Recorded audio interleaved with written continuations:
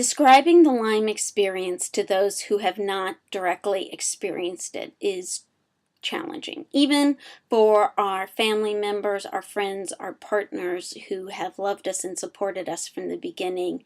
It's not the same as actually being there and experiencing the loss, the change that occurs with Lyme.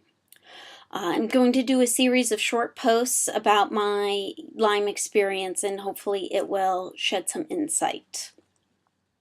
We suspected I had had Lyme for quite a while before I finally fell down ill, and definitely before I was diagnosed.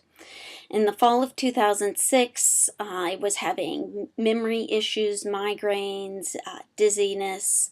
Doctor tested me for MS, for Lyme, for some other things. All of the tests came back negative. In the spring of 2007, I'd had a boiler room type job that I was working 50 plus hours a week. I would come home from work, have some dinner, pass out in my suit, wake up the next morning, take a shower, put on a clean suit, go back to work.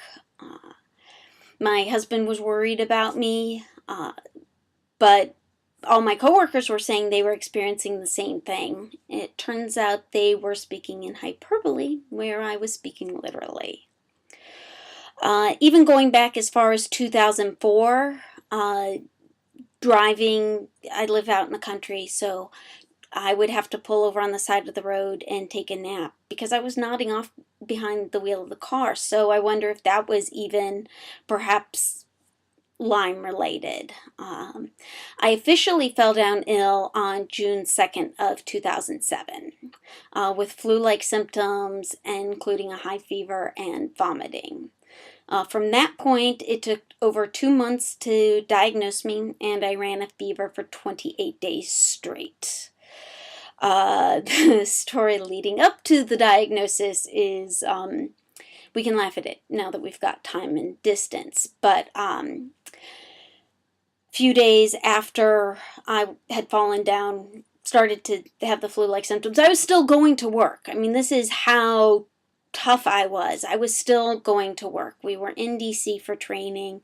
I'm in the Union train station, and I turned to my colleague Heather, and I cannot take a deep breath. I talk a lot. When you talk as much as I do, you have good breath control, and I felt like I had a corset on my lungs. She found a paramedic. They convinced me I was having a heart attack. They take me out on a stretcher. They take me to not the rich person hospital in DC.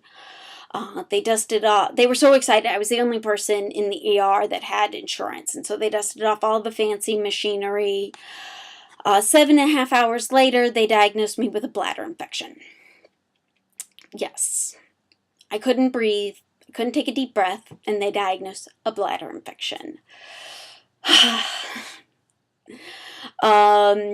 So that was the beginning of my Lyme journey, and we will go on to part 2.